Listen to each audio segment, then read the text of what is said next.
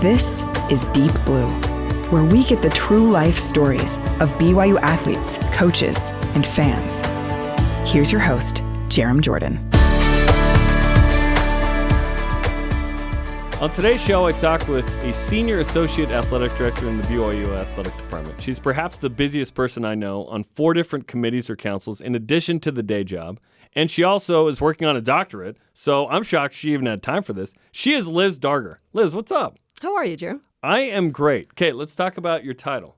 Okay. Senior Associate Athletic Director. Yes. You're one of the figures in the athletic department, Tom Homo and Brian Santiago and others, which is awesome.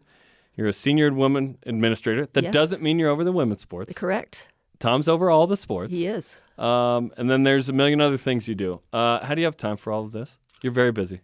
I am very busy, and I don't know how I have time for it.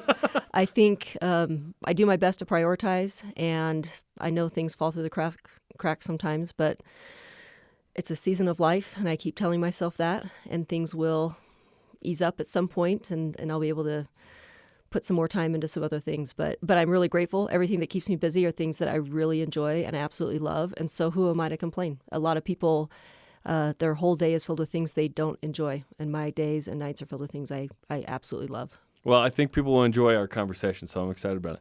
Okay, so there's a million things to unpack with you, but at the heart of this show is understanding who a person is. So where'd you grow up? What's the family dynamic like? Great. I love that because I love my family.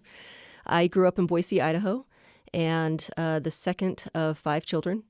And neither of my parents were particularly athletic, but my older brother liked sports, and I loved him. And so I kind of started playing sports because of him and because of some friends. He actually taught me how to read a box score in the newspaper, and so every morning we'd have our cereal, and I'd read the box scores with him. But grew up playing a lot of sports in Boise, basketball, volleyball, softball mostly. But also our family went boating a lot of outdoor things. But my siblings and I, we had a really great growing up together. We argued like any siblings do, but now as adults, we really are dear friends of each other. My siblings and their spouses are my best friends, the most important people in my life. But grew up in Boise doing that, playing sports, also sang in the high school choir. I was president of my high school choir. Soprano, alto? Alto, okay. Yes. And I don't have a soloist voice, but I am really good at harmonizing. And so that's kind of my jam. And so love church, love singing church choir. And I was in my high school musical Music Man. I was townsperson number 3. I love the Music Man too. My basketball coach was really kind because to let me get out of the end of some practices to go be to be in the Music Man as well. But That's really nice. That was important to me, and really kind of especially because I wasn't, it's not like I was the lead. I was just a townsperson, but I really enjoyed that experience and wanted it, and he was supportive of it, and so really enjoyed that experience too. Did student government and all sorts of things in Boise. Loved growing up there. Came to BYU to do my undergraduate work. I'd actually committed to play volleyball at Utah State as a preferred walk-on, not a scholarship player. And then it just didn't quite sit right with me. And as I prayed about it more, felt like I should go to BYU, which for a lot of people makes a lot of sense. But I didn't grow up a BYU fan. Did you grow up a Boise State fan? I did. I liked Boise State, and I actually grew up a University of Utah fan. My parents, I know, right? I know. Both my parents went to University of Utah. Then my mom actually graduated from Wellesley, and so it's not like Boston, right? Nice. So it's not like we didn't like BYU. It just really wasn't a school that was talked about much. And so when I felt like I should go to BYU, I also knew I wasn't good enough to play sports at BYU. I was a better than average high school athlete, volleyball, basketball mostly.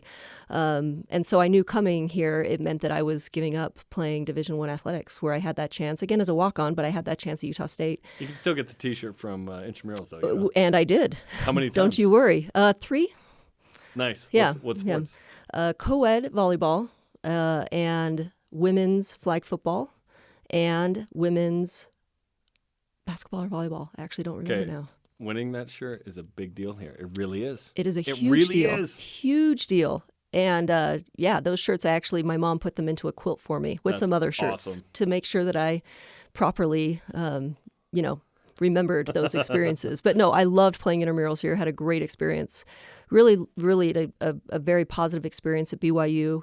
But I missed sports. Played intramurals and got involved with some other things on campus. But so it's really interesting now to come full circle and be involved in the athletic department. Were you in choirs, musicals? So I did like a semester of university chorale here at BYU. They're legit. Yeah. And kept singing in the ward choir and that sort of thing.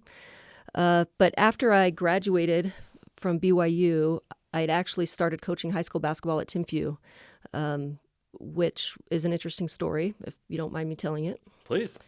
So my sister was playing college volleyball at Colorado State back in the Mountain West days. They were a huge rival of BYU. They were ranked as high as number 3 in the country at one point when she was playing for them. And so I was visiting her for a weekend and met her friend Reagan Scott Peebley, at the time just Reagan Scott, she wasn't married yet, who was coaching basketball at Colorado State. Reagan played her high school basketball here at Mountain View. And I was a senior at BYU, had no idea what I was going to do with my life. I was studying marriage, family, human development. It was called Family Sciences at the time.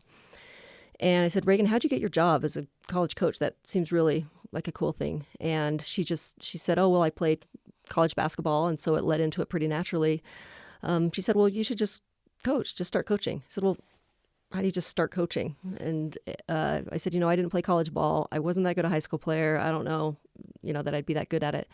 She said, well, my dad just got the job at Timpview High School, and that's right by BYU. You should just go coach with him. I said, no, I don't think I'd be good enough. Later on that day, she handed me her phone, and she said, hey, my dad wants to talk to you. And unbeknownst to me, she called her dad and said, hey, you should hire this girl to help you coach. And so Ray Scott, her dad, invited me to go to an open gym, and I fell in love with coaching. And in the Thunderdome. In the Thunderdome. The Thunderdome. Yes, the early days of the Thunderdome. So loved it. And so then that kind of led into what I was going to do with the rest of my life. Like, okay, I love coaching. Anyone that knows high school coaching knows it doesn't pay that well. And so I knew I needed another job in the schools and decided I would pursue school counseling. I loved my high school counselor. And so I came back to BYU to get a master's degree in school counseling psychology and continued to coach at Timpview throughout that master's program. And then worked for a year at Oak Canyon Junior High as their 9th grade coach and school counselor.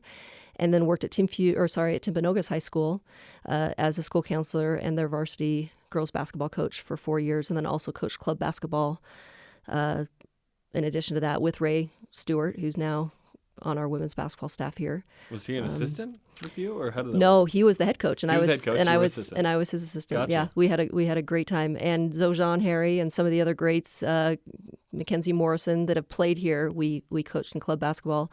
Morgan Bailey, I was her coach at Timpanogos. Some good players here. And then she, played for us on the club team. So it was a great experience.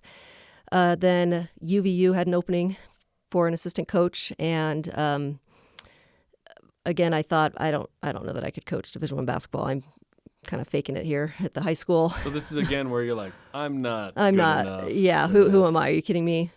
So even then, you didn't feel like, okay, I know what I'm doing now. Oh, not at all. Okay. Not at all. I feel like I have a pretty decent self-perception in terms of I know where my strengths are and I know where my strengths are not. And so high school coaching, I was really great at rallying people together. I was great at motivation.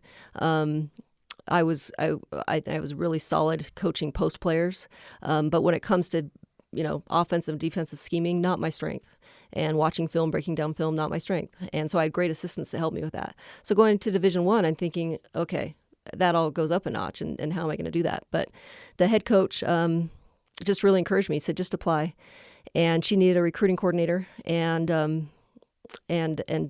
to help with the post as well. So she offered me the job, and I was there for 6 years and loved it. Worked with Dan Nielsen there, who was an assistant coach here and now is a head coach at UVU. And focused on my strengths, recruiting, liaison with academics, helped coach the post players, and then learned some things along the way too of some of the other areas to help develop those. But loved my time there, and then an opportunity came up here at BYU. Janie Penfield Rasmussen, my predecessor, who I'd been roommates with about 10 years before. No, I didn't realize that until recently. Oh, really? Yeah. So you got your roommate's job after she Yes. decided to kind of be more of a mom, right? Yes. And Janie, here's the other connection with Janie. So she played volleyball at Colorado State. Also, You're just tied into Colorado State volleyball. She hosted my sister on my sister's recruiting visit. Oh, wow. And so that's as like a fellow member of the Church exactly of Christ their head coach. Gotcha. Exactly was wise to put them together. And so so then when Janie was working here, then my sister Emily Darger Deans, she was the marketing director for BYU Athletics for a number of years. I have a fun Emily story. Do you? Yeah. Okay. Her husband Logan played football here and studied film, and so Janie and Emily were good friends, but also coworkers for a while, and I was Janie's roommate for a while. So Janie called and just said, "Hey, I'm going to step away, and I think you should apply." And she reached out to a number of people, and again I thought, "Are you kidding me? I don't know how to do this." So again, you're going, "I'm not. This isn't capable, ready." Yeah, I'm an assistant women's basketball coach, barely faking my way through that at at the school down the road, and I don't know how to do this. I did have 2 years of being the women's athletic director at Timpanogos High School, but we all know it's very different than college athletic administration. Are you thinking I have no shot at getting the job, or are you like maybe? I think because she reached out to me, I thought, okay, like she's not going to reach out to someone that she does because Janie knows the job and Janie knew me. Yes. And so she's obligated as your roommate a little bit, but she also knows that you're good enough. Well, yeah, because if you weren't, she wouldn't. Yeah. Ask, So right? so there's a part of me that was like, okay, this is. I think I would have a chance of getting this job, but knowing how to do it was a whole other story. But as I looked into it more, and again, I'd been a roommate while she was in that job, so I knew a little about it. I actually felt like you probably heard about the highs and the lows. Oh, as the absolutely, roommate, right? Absolutely. There were a lot of highs and some lows. But I thought, this actually plays to my strengths a little bit in terms of organizational things of the organization of an athletic department, some internal operations, and being a sport administrator provided an opportunity to maybe not have the depth of influence with one team, like women's basketball, you're 16 players, but to have influence over lots of teams and to be able to help with vision and mission of a whole athletic department and coordinating everything that it takes for an athletic department to be successful. And so the more I looked into it, I was getting kind of excited, like, okay, maybe I would have a shot. And I think I could be good at this with some, with an opportunity, with some practice. And so my parents were serving a mission in Dallas at the time in the, what is it called? Essentially helping people find jobs. Employment. Oh, self-reliance. Self-reliance. So my parents were serving a mission in Dallas in self-reliance. They were helping folks find jobs. And so they had all sorts of great resources. Were really excited to help me with my resume and preparing for my interview. Like we do this all the time. And that was kind of a gauntlet. I mean, the interview experience was pretty intense. But I was excited for it. And essentially, I told Tom, I just said, hey, give me a year to figure this out. I can't guarantee you that I'm going to be great in the first month or first few months, but give me a year, and I think I could be really good at this. Are you in the interview process or after you're hired? No, in the interview process. Like, I know I don't have as much experience as maybe somebody else who had done this, but give me a year. Yeah, I feel like I have some strengths or some gifts or some talents that could be helpful here. And he knew my sister and really enjoyed working with her. So I think I'm sure that was helpful. And he knew Janie. You had some good references. So there are a lot of people that I think Tom admired and enjoyed working with that were helpful to my cause. And so here I am now, year 7. And truly feel so fortunate and so grateful to Tom, who really did. I mean, he took a huge chance on me. I was an assistant women's basketball coach, and he took a chance on me and brought me in and has mentored me for over 6 years now in such a loving, wonderful way that only Tom Holmoe can. I'm so grateful for him and for his leadership and his mentoring. And grateful for him taking a chance and seeing someone with maybe some potential, and being willing to give me a shot and an opportunity. Are you still that person that doesn't feel like you can do it, or do you feel a certain level of confidence now, or is it just in the application of the new thing? that I'm talking about? Right, great question. If my job right now were the only thing on my plate, I've gotten to the point now where I feel where I feel settled somewhat. And there are definitely new challenges that come. COVID, as we prepare for the Big 12. There are lots of new challenges that have come and will come, but I feel settled and confident in most of my roles in my job. But there are other opportunities that have come and that are part of my life and everyday life that compound things, that make it to where I think there's always an element of imposter syndrome, or just feeling like, what am I doing here? And why on earth are they trusting me to do this? But realizing that, you know what, I think a lot of us feel that way, and so giving people grace as we all are doing our best with what we have to make a contribution. And I certainly have felt a lot of grace from a lot of people over the years for me and my mistakes as I'm trying to figure it out too. Where has the school counselor come out the most in your different roles?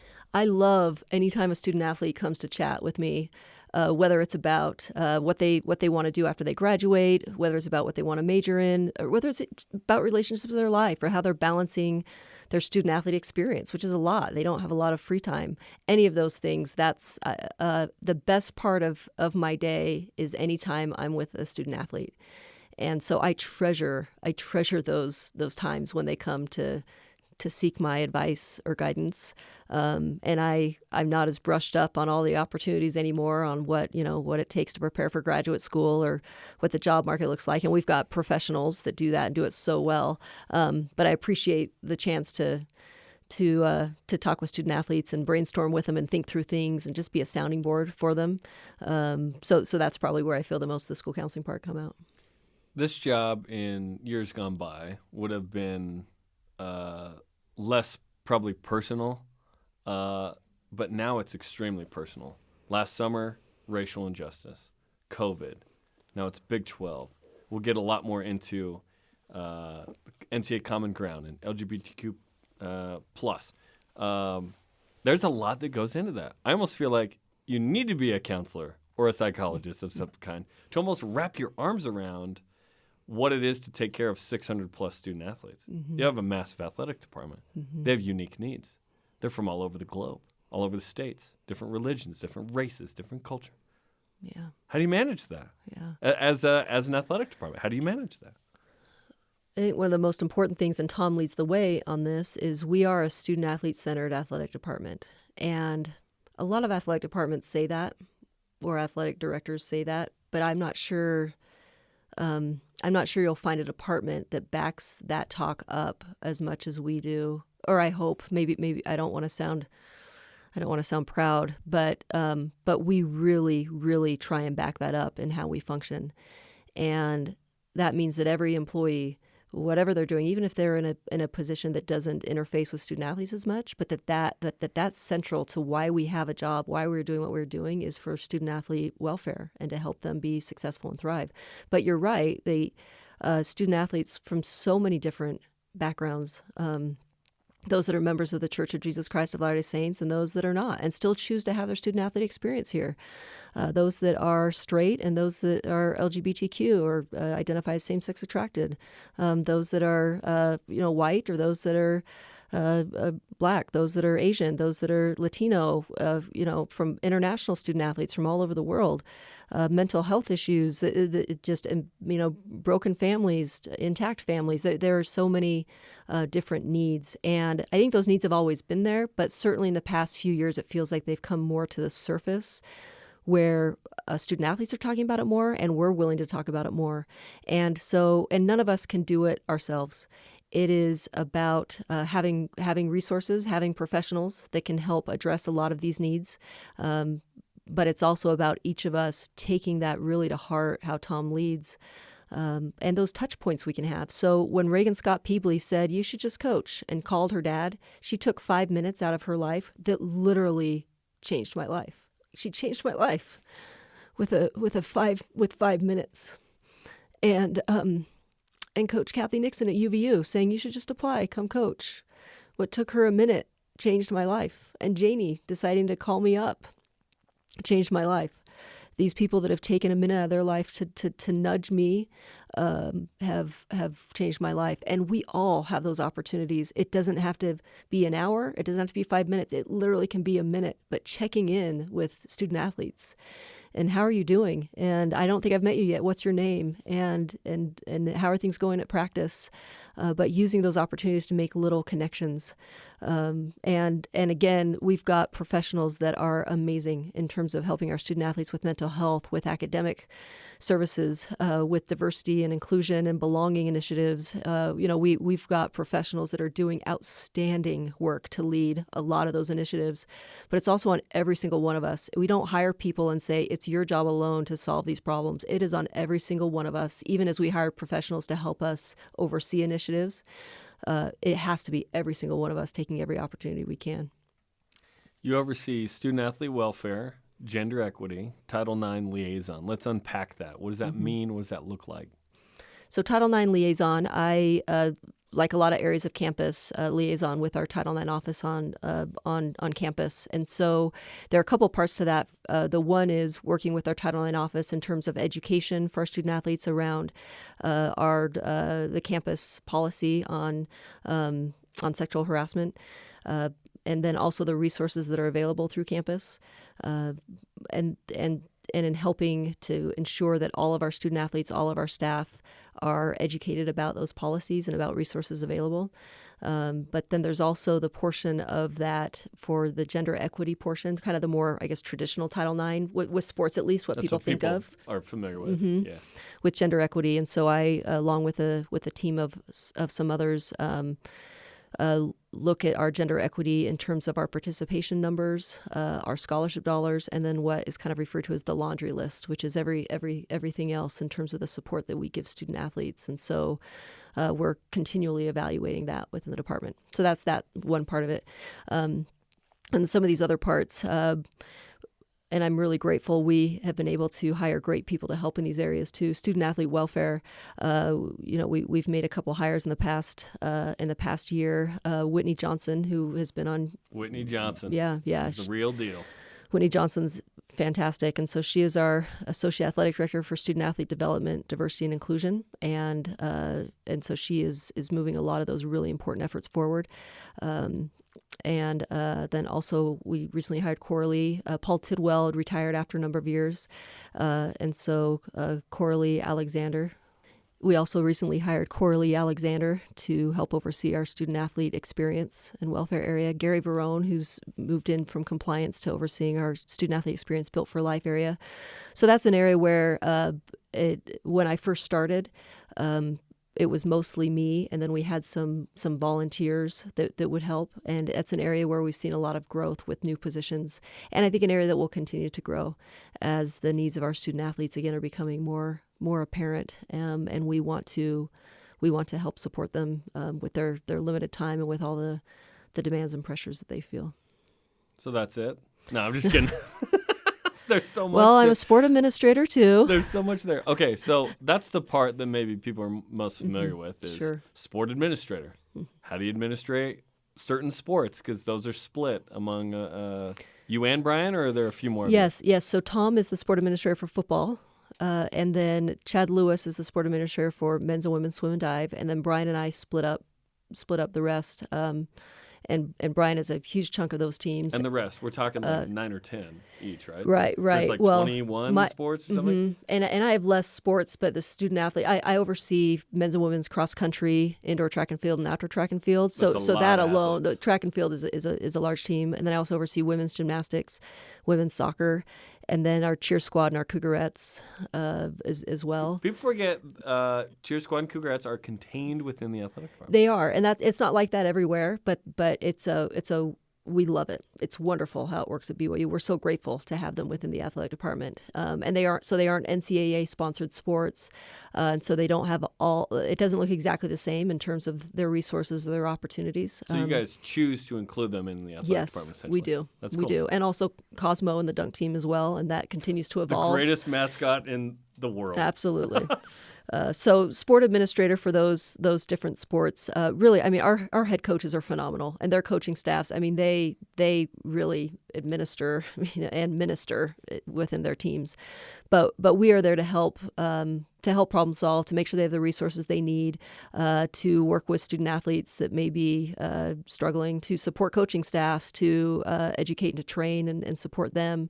And it's a really fun part of the job. And you're right, it's the job that's probably the most visible. That if a fan comes, that's what they think of. Is they think of that sport administration part of it. We travel with our teams when they're in NCAA play, and other times throughout the year we'll travel with them, try and go to most of their home events. Too, you know? The foreign trips, can't forget the foreign trips. Those are really a really, really neat experience. So those are kind of the flashy parts of the job. But then there are these other parts that are really important to make sure a department functions effectively as well, that we all of us in the department, even all of us sport administrators, have other things we do besides sport administration. And that's also, the departments around the country are set up different ways. There are some athletic departments where if you're a sport administrator, that's all you are. And you may have a number of sports, but that is what you do. And there are others where it's like us, where you're a sport administrator and you have other duties. And so I love it. I'm really happy to have the sport administration side, but also to have these other areas that are critical areas, and that where I'm able to interact with. I also oversee human resources for our department, and so I'm able to interact with all of our employees and work through that process whenever we hire folks, and working on continual professional development and plans with all of our employees of how we can all have continuous improvement. And so I wouldn't give up one or the other. I really enjoy both those parts of my job. Okay, let's talk about some of your other roles. WCC Executive Council, WCC Championship and Sport Administration Cabinet, NCAA Common Ground Leadership Team. I want to talk a lot about that. And then the Young Women General Advisory Council of the Church of Jesus Christ of Latter-day Saints. Again, these, hey, you have a lot going on things. So let's start with the WCC Executive Council and Championship and Sport Administration Cabinet. What does that mean?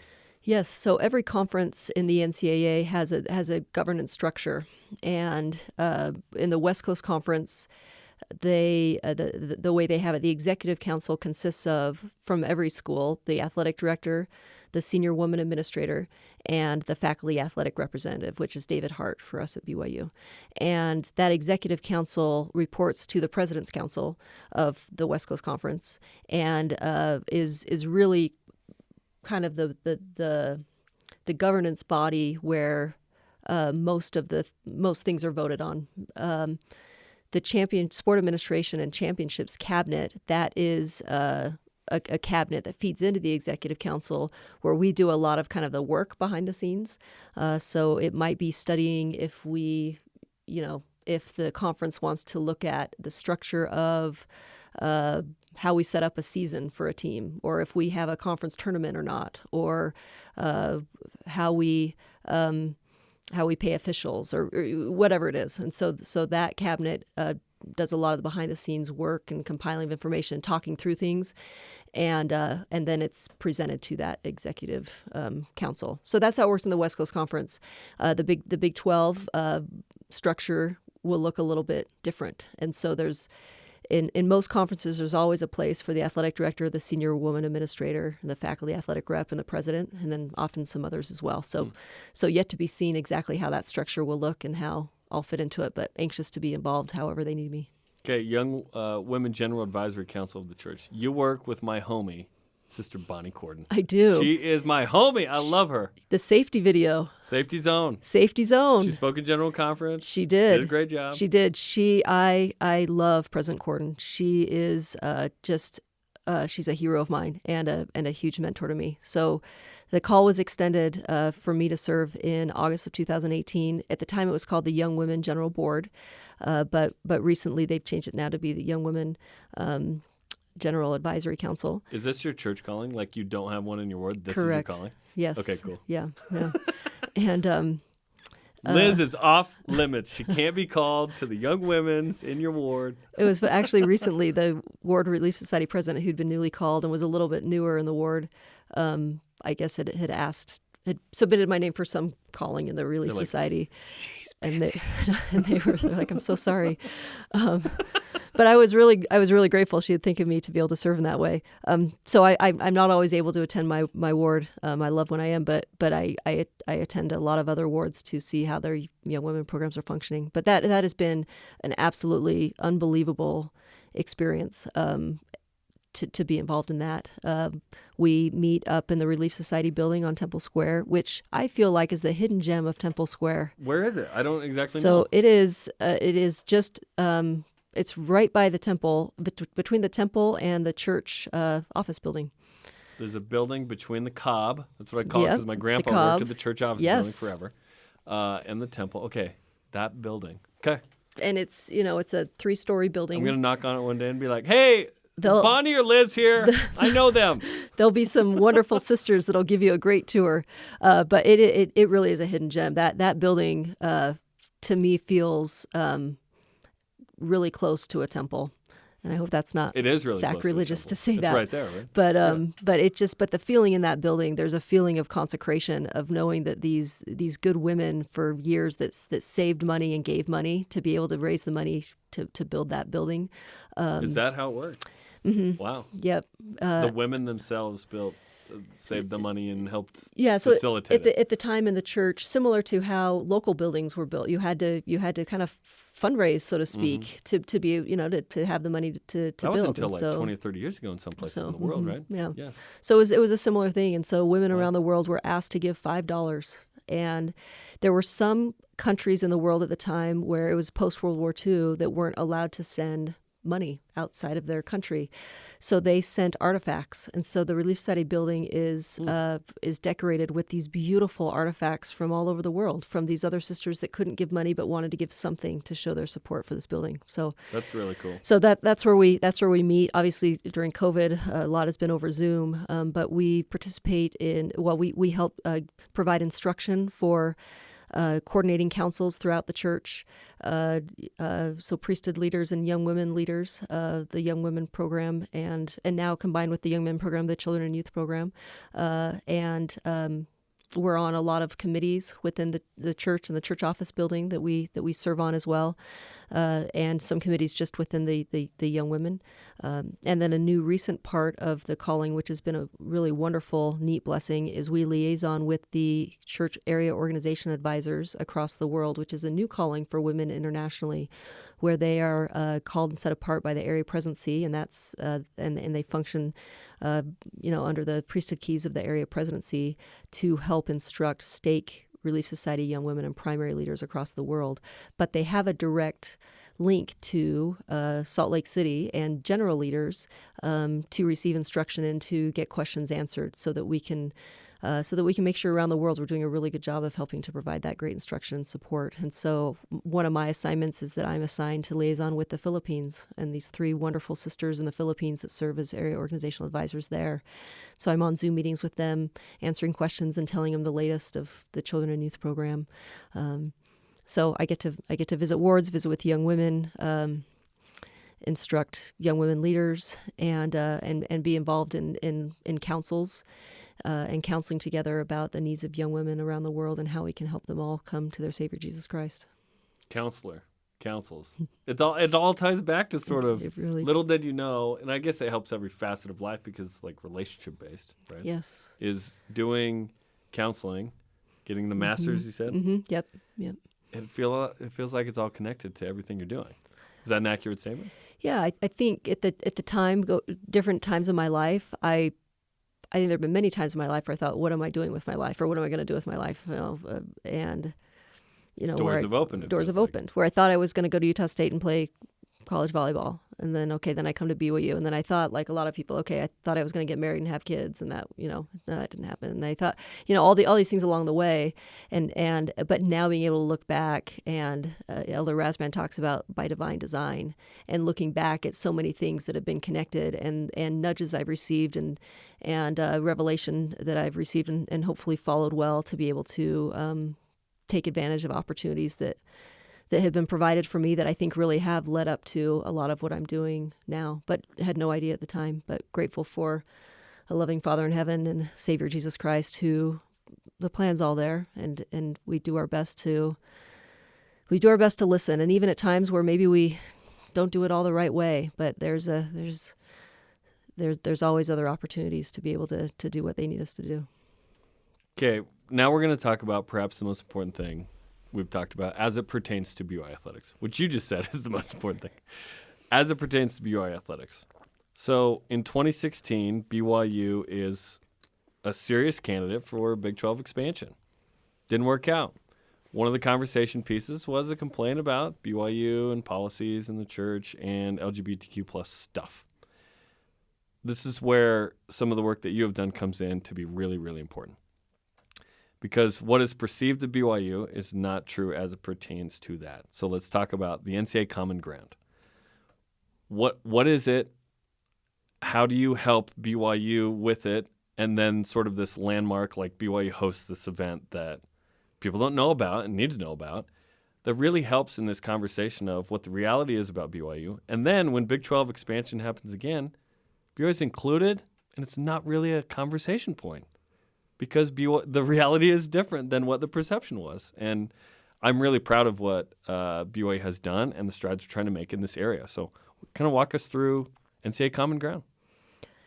Thank you. It's very near and dear to my heart, and wasn't on my radar, not part of my job description when I took this job, but in one of my weekly meetings with Tom Homo, I still remember, it's funny, I remember him handing me a Post-it note, and it said on it, Common Ground. And he said, hey, have you heard of this? I said, no, what is it? He goes, I don't really know either, but could you look into it for me and just let me know kind of what it is? Give me a little report. When is this? So this was summer of 2016, late summer. This is when the Big 12 had... Or maybe early fall. The first... Mm-hmm. We're trying to get in. They're looking at us. They say we're not expanding. Yeah, this was after that. So late summer, early fall. I don't remember, but yeah, at some point in that time. And so I think someone else had kind of told him about it. So I literally went back to my office and Googled NCAA Common Ground, having no idea what it was, and there was a report written about this first Common Ground meeting that took place in 2014 at NCAA headquarters in Indianapolis, and BYU wasn't involved in that, hadn't even heard of it. And it was a small group at that point, I think of like 40 people. And so I started reading the report and was really intrigued by it, but also, frankly, expected to read a report that was going to bash religion, because I saw that this was about LGBTQ issues and religion. And my bias, I started reading it and kind of critical and thinking this was just going to bash religion. And it didn't. The report talked about these good people that were truly trying to come together and better understand each other's perspectives. Many from You're the saying LGBT, from religions and right, LGBTQ plus? Many from the LGBTQ community, Gotcha. Many from religious communities, and many both. I mean, obviously, a lot of LGBTQ people that are people of deep, deep faith. And so as I read more about this report, I just got more intrigued, because I just thought, wow, these people are really trying to do this. They're trying to better understand and find common ground in a time and in our country where it feels like that's hard. And so in reading the report, and the people that attended were many of them LGBTQ advocates, many were athletic administrators from faith-based institutions, Christian colleges, and then others from some public schools. I just thought this looks really intriguing. So met with Tom and essentially said, this looks really interesting, Tom, and this seems like a bunch of really fair-minded people that are trying to find common ground because they care about student athletes, and I think we should see if we can get involved. And he said, great, thank you for the report. I'm glad to hear that. And that was sort of the end of it at that point. And then it was maybe a few weeks later, I was at a conference for women athletic administrators. It's called Women Leaders in College Sports, an annual conference I go to every year. And I noticed there's a breakout session on LGBTQ inclusion in sports. And one of the speakers, presenters, I recognized her name from this Common Ground report I read. Her name was Nevin Capel. And so it just kind of piqued my interest. And so I remember texting Tom and saying, hey, I recognize this name from the Common Ground report. I don't think this session's about Common Ground, but do you want me to go to it and see if she brings anything up? And he said, yeah, why don't you? So I immediately regretted that, because this was on the heels of that Big 12 decision. And it was not a time where it was easy to say, oh, I'm from BYU. It was super recent that it had kind of been over the news of some things, and I think we're a little misunderstood, and certainly there are things we could work on as well. And so I sat in the back, and at that point, it's funny, it's hard for me to put myself back in that place now because we talk about LGBTQ issues now in our department all the time. But at that point, it was not something that we talked about much.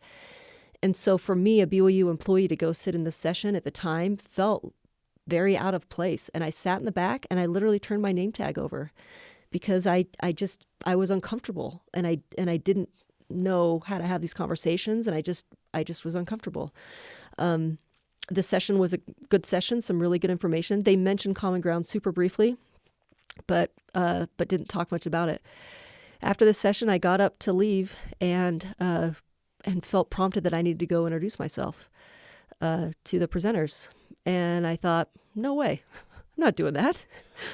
You would just from turn your BYU. name tag I turned over. my name tag over. You don't want anyone to know who you are. Absolutely not. Yeah. So I kept walking out, and then felt prompted again that I needed to go introduce myself. And I turned around, and there was this long line of people now to talk to them. And I thought, I don't want to be late to the next session. I'll catch them at lunch. And then a third time felt like, you need to go introduce yourself now. And so I went and got in line to introduce myself to Nevin Capel and Kristen Matha, the other presenter. And I shudder to think now, if I hadn't have listened to the Spirit and a loving Father in heaven who gave me 3 chances to listen to the Spirit, which I think, for me, when I think back on it, says how important this work is, that I was given 3 chances. And I promised myself I would never make the Spirit prompt me 3 times anymore. 2's okay. No. I'm a first-time minder, as my mother likes to say. This is a crucial moment in the history of BYU and to some degree of the church. This moment you're describing. I think it's interesting. Again, one of those things where you look back on at the time. Yeah. I'm at this conference. I'm sitting there, and just have this prompting. But looking back now, I think, oh wow, and God can do His own work. He can do His own work. But I'm grateful He gave me 3 chances so that I could be a part of doing His work. And so I was able to chat with them briefly, and I just introduced myself and said, BYU would love to know how BYU could get involved. Notice I said BYU would love to know how BYU could get involved. And they said, pretty sure we're full. The next one's in a couple weeks, but give us your card. We'll give it to the person in charge. So I gave him my card and walked out of there feeling like, okay, who knows? Nothing might ever come of that, but I followed the Spirit, and maybe at least now when they think of BYU, they'll be like, oh, there's that, nice woman that sat in the back, whatever. The next day I got an email from Dr. Amy Wilson, who's the Managing Director of Inclusion at the NCAA, saying, hey, your name was passed along, expressing interest, and we are full. We're actually over full, but the leadership team decided that we would like to create a spot for you to attend representing BYU. Mm. And my heart sank because I thought, no, I didn't say me. I just said BYU would like to know how BYU could be involved. Yeah. This wasn't, I was just going to a session because I recognized the name and said, Tom, do you want me to go and see what this is about? So my heart sank. And I thought, I didn't ask Tom for approval. I just was saying that, BYU would like to know. But all of a sudden, I now have this invitation to attend this thing. And I'm thinking, whoa. That's not what I meant. I feel like I'm in over my head a little bit here. But I remember calling Tom and telling him that. And he was like, we wanted an invitation. We got an invitation. That's great. And he said, but let me check. let me check with some folks. And yes. And the council came back. The recommendation, which I agreed with, was, my recommendation would have been not me. Let's send someone else. But the recommendation came back: accept the invitation, but see if you can take someone with you, because there have been some other people on campus working on things. And Amy emailed back and very politely just said, we literally created this spot for you. Like, we are over full, but maybe your colleague could be involved in some future things, but kind of like it's you or it's nobody. Mm-hmm. So I got that information back to Tom, and he, talked to some folks on campus, and it was like, okay, Liz, attend this. And so President Worthen and Tom essentially said, attend this. And Steve Sandberg, who general counsel for BYU, who had been working on these issues, was kind to meet with me before and just kind of talk me through a little bit of some things in terms of the history of BYU and our honor code and some efforts that were being made that have been made with the church in particular too, with the Fairness for All approach of the state of Utah. And so you're getting educated because you've been thrown into this space. You're asking questions, you're learning. Yes. But you're pretty new to this, it feels like? Or did you feel, or is this again, like we've talked about, here I am in a new space, I'm going to have to figure this out with help from others? Like this is another chapter, right, in your discovery book? Absolutely. And you're repping BYU and to some degree, Liz, the church, right? Yeah, I felt extremely inadequate and really scared, frankly. Mostly because I didn't want to represent BYU or the church or my Savior in a way that was not worthy of representing the Savior the way he should be represented. And I wanted to represent BYU and the church well. On an important subject. On a really important subject that matters because we're talking about souls here. It matters. And so I don't know how long your podcast is, but I could talk about this for 5 hours. So I don't know how much more you want me to go into it. But so I went to Indianapolis. So this was now called Common Ground 2. The first Common Ground meeting was 2014. This is now 2016. So they didn't have one in 2015. And it started in the afternoon, and so I arrived the night before and was able to attend a session at the Indianapolis Temple that morning and was really grateful for that because I knew even with the preparation from Steve and others, I knew I needed heavenly help. And so I was really grateful to be able to be in the temple. And I remember just not feeling like, oh, it's all going to be okay, but having the very strong feeling that God was aware of me, and that was and that brought some peace. When I left the temple, I took a selfie of myself with the temple in the background, and I texted it to Steve Sandberg and to Tom, just saying, okay, here we go. My parents and my siblings and their spouses all were fasting for me that day because they knew the anxiety I was feeling about this. And that I wanted to represent BYU well and the church well. So that afternoon, along with others, we picked up our name tags and mixed and mingled a little bit. And I remember meeting Pat Griffin, and she was retired, a retired professor from UMass Amherst. I didn't know that at the time, but we were just making small talk as people were arriving and mixing and mingling. And I remember she said, now where are you from? And I said, oh, I'm from BYU. And she kind of just, there was sort of this pause of like, oh, and it was sort of that moment where you're kind of sizing people up, that we all do. We don't want to do it. I wish we were better at not. I wish we were better at just, getting to know people for who they are. But there's this moment of, oh, okay, that's what side you're on, even though it's not about sides. And I had kind of done the same thing of like, okay, this is the side you're on. And I remember that pause, and in my mind thinking, say something, Liz, say something, Liz, say something, Liz, because it was awkward. There was like this awkward pause. And I said, so how's the weather in Massachusetts? And I remember thinking, wow, how pathetic. The only thing I could think of to say or to ask or to have a conversation about was the weather. And Pat and I can laugh about that now because she, along with Amy Wilson and so many others, are literally some of my dearest friends in the world. But at the time, like, that's all I could think of to say to someone that I'm like, I don't, what do I have in common with this person? But you're trying. How's the weather in Massachusetts? But that day was filled with some really hard but impactful experiences.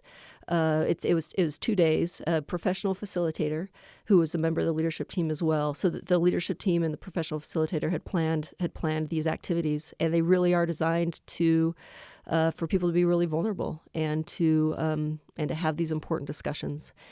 One of the first activities, 40 of us in a circle, and the facilitator make a statement. It's designed to just get to know people better, of kind of who's here at this thing. So join me on Common Ground if you're from the East Coast. And if you're from the East Coast, you take a step forward. And so those the statements at first were pretty simple. And people would step forward and it's like, oh, okay, look what we have in common with people. But then they got more personal. It was join me on Common Ground if you are spiritual. And most of the people step forward. And join me on Common Ground if you are religious. And less people. Join me on Common Ground if you're Christian. And less people. And then the next question was join me on Common Ground if you're Mormon. And I was the only one to step forward. And as I'm looking around that room, I mean, it was probably 2 seconds. It felt like a lot longer than that, as people are sort of staring at me. And I'm thinking to myself, what in the world are they thinking about me? How are they judging me? How are they misjudging me? I felt exposed and pointed out, and I wondered who is going to be my ally these next 2 days. This is the first activity. This is the first activity? This is the first activity. So you're like, whoa. And I'm feeling very alone. I'm literally standing in the center there alone. And so I stepped back, and things continued, and there were other, powerful statements made. Join me on Common Ground. If you've ever been told you're going to hell because you're gay by someone in your church, and multiple people step forward. Join me on Common Ground if you've ever contemplated suicide because you thought it'd be better to be dead than to be gay. And multiple people step forward, and you could feel the pain in the room. And it became very clear to me why people are fighting so hard on these issues. It's because we're talking about souls. We're talking about core identities of people. We're talking about deeply held religious beliefs, and we're talking about sexual orientation and gender identity. We're talking about really core parts of who people are.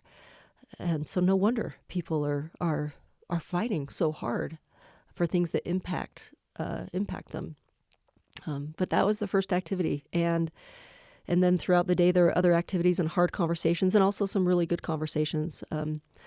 But then there was an experience toward the end of that first day where it kind of played out, where I felt again sort of alone and kind of exposed, and I felt misjudged, kind of in front of the group, and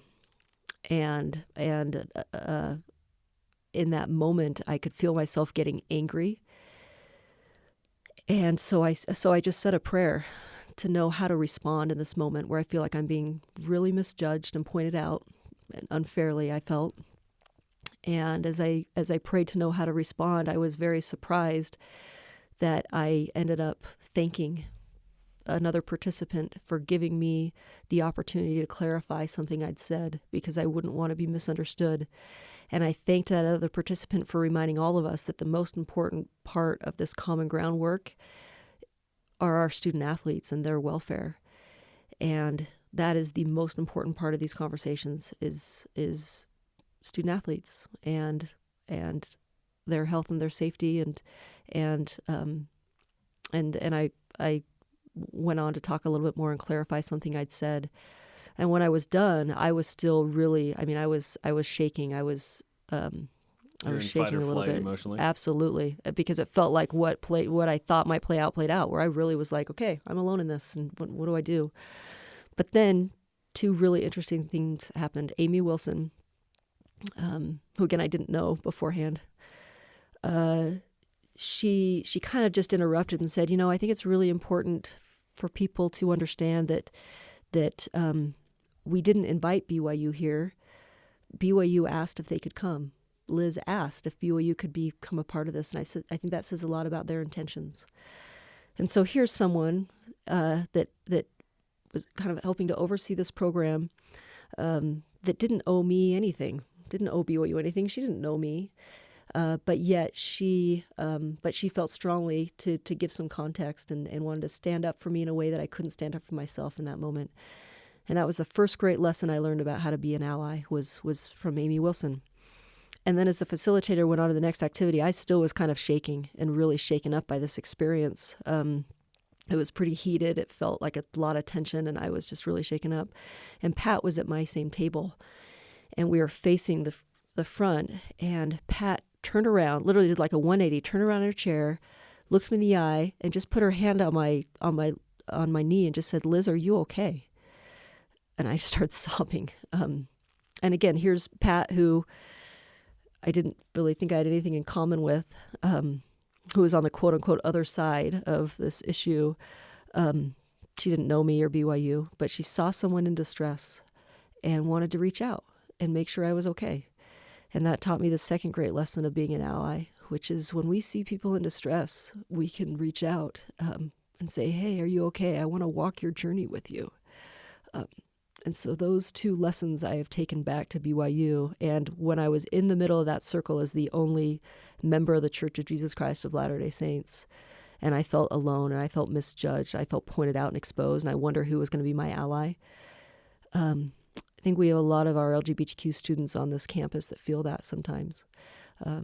Whether it's because they're LGBTQ, whether it's because they are not a member of the Church of Jesus Christ, whether it's because they're Black, whether it's because they're an international student, but that feel alone and that feel judged or misjudged, and look around and think, who is going to understand me, or take time to try to understand me, who's going to be my ally here.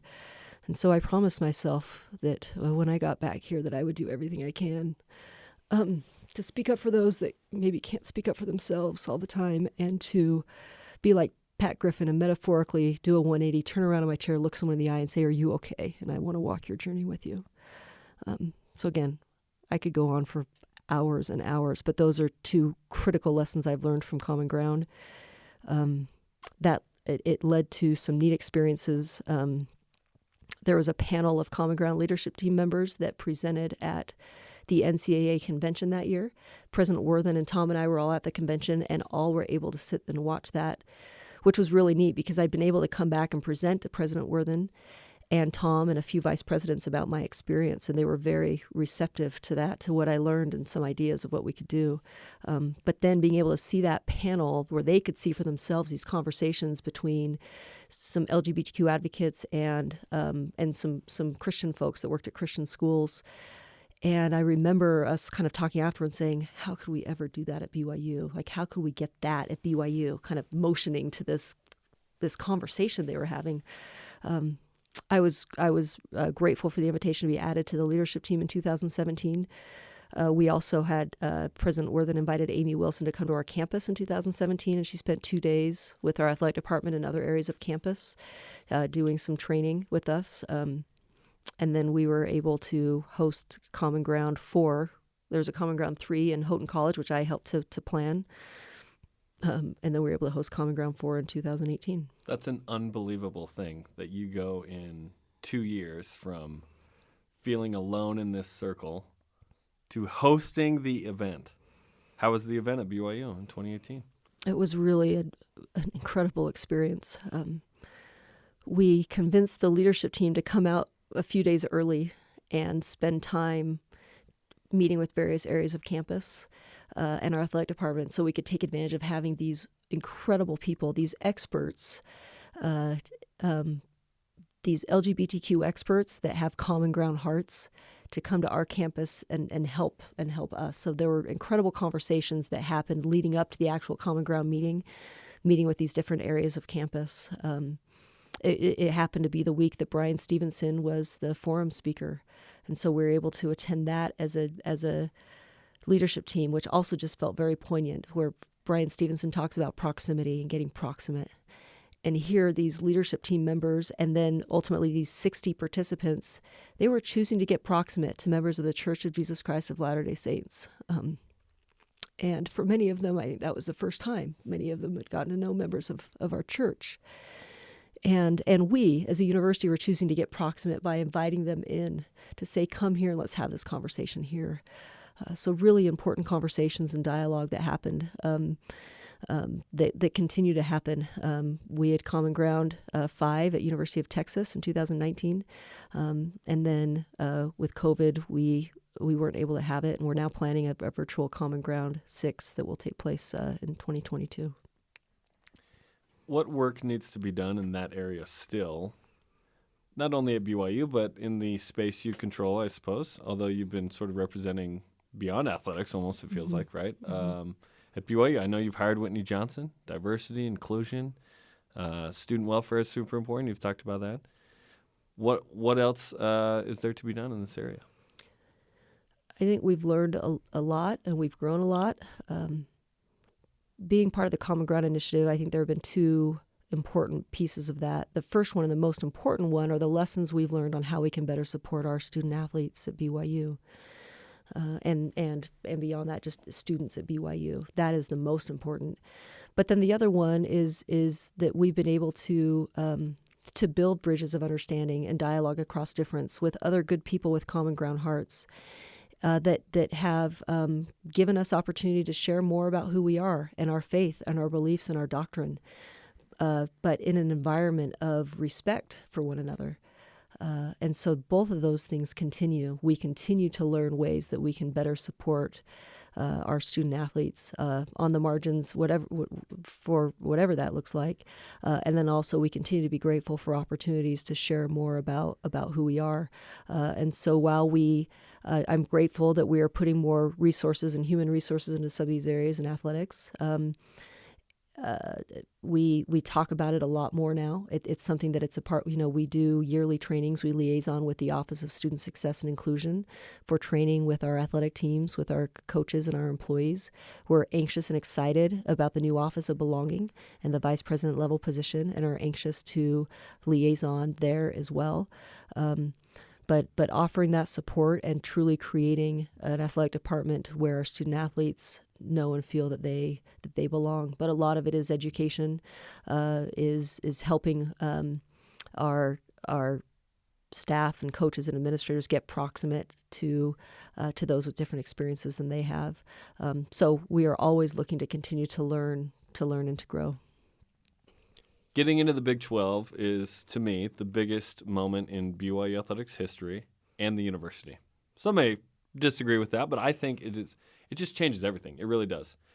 It didn't go how we wanted it in 2016. For whatever reason, in 2021, Texas and Oklahoma leave the league. There are openings, right? They need something. They expand, and BYU's in. What went into that? How awesome was 2016 in helping with this?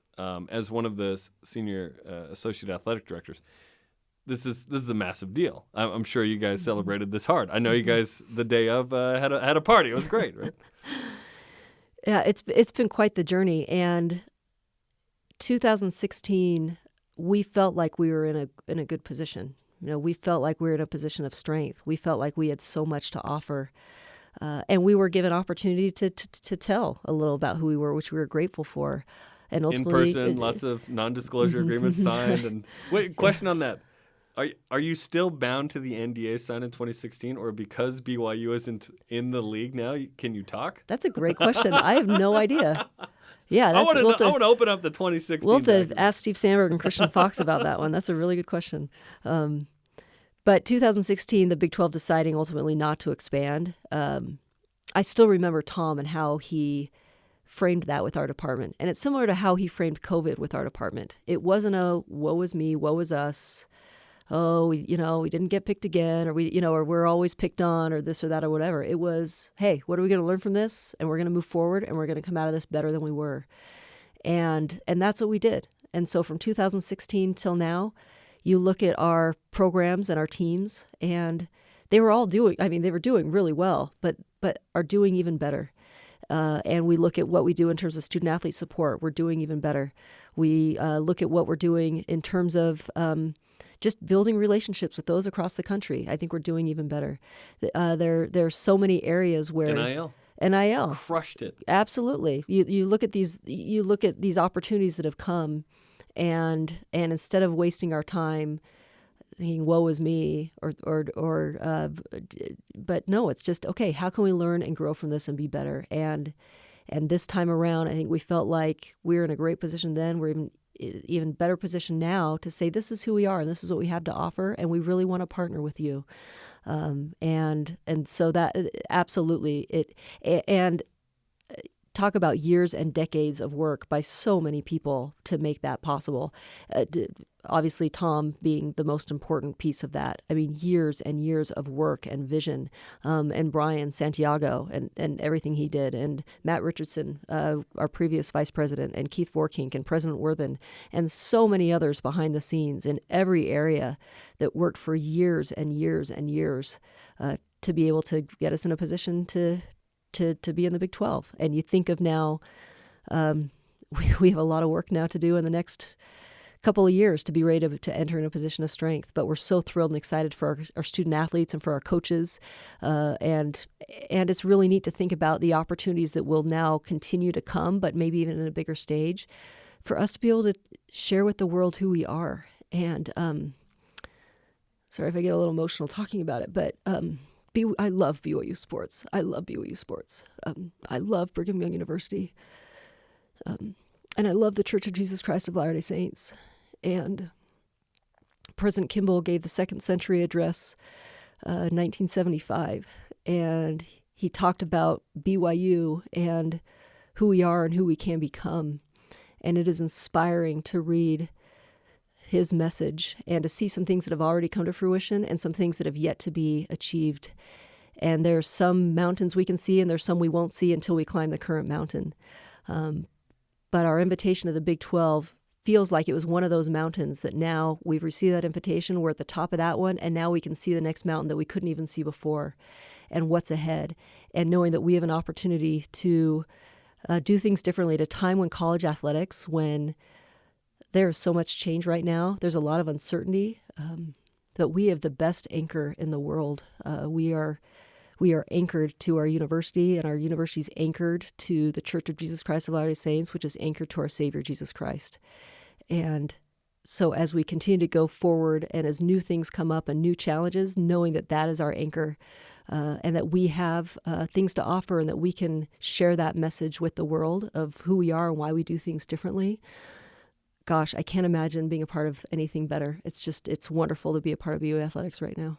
It's extremely exciting and I'm sure validating because this athletic department has felt like a Power 5 for a long time. But to actually be included, it's like, finally. That's what it felt like. Mm-hmm. Did it feel like that to you guys? There was this little bit of validation and feeling from... a little bit. a lot. There was a lot of validation. And feeling from the Big 12, they're excited to have us. Like sincerely. They're sincerely awesome excited to have us. We have been so warmly welcomed by the conference office and by the different institutions, and that just feels good. And we feel like we belong because they've helped make us feel like we belong already. And what a great reminder and lesson for us as with our athletic department of how we can create an athletic department where everyone feels they belong. But yeah, we're thrilled to partner with these great institutions and be a part of the Big 12. Just absolutely thrilled because it also doesn't feel like it's like we had to beg and say, please take us, and this is why. It was like they were thrilled and excited to invite us, and they know what we have to offer, and we're excited to learn and grow and learn from these other institutions as well. It's going to be an outstanding partnership. So 2016 was probably on the other end of that. Hey, and tell me if I'm wrong. Please take us. And then this time you're saying we want you. Come on in. There was certainly a feeling of that in terms of, I think, just even the way it was set up with the Big 12 of, inviting certain schools to make presentations. Apply, essentially. Right. Yeah, and you physically go to probably Dallas, I'm guessing. So then there's a feeling of, okay, we have to put our best foot forward, and how do we sell ourselves and was this and that. Was the process different? The process was different. You didn't have to go do what you did in 2016? The process was different in terms of there were still a lot of conversations, but it felt a lot more that they were conversations as opposed to we're going to sit here and you're going to sell us on why you Gotcha. should be here. They already knew what you were. It was you already done it. Right. 5 years before. Right. Little did we know, like you said, sort of the what'd you say from Elder Razman? By divine design. Divine design. In 2016, maybe it's divine design that you apply and don't get it. Yeah. And then 21, the timing, another good talk by Elder Oaks back in 02, I think, or 01 at BYU, changed my mission, changed my life. Right thing at the right time. Yes. Maybe the right thing wasn't BYU in the Big 12 in 2016, maybe. Who knows? Who knows? 2021-3 in this case. It's the right time, maybe. Right. Yeah. And you look at the lessons that have been learned from 2016 and beyond. And the growth that's happened. Yes, in certain so people many in certain areas. places. Dave Rose was an amazing dude. There's a new era. It's Mark Pope. It's Big 12 basketball. Oh my gosh, he's probably the right guy to take us in there, right?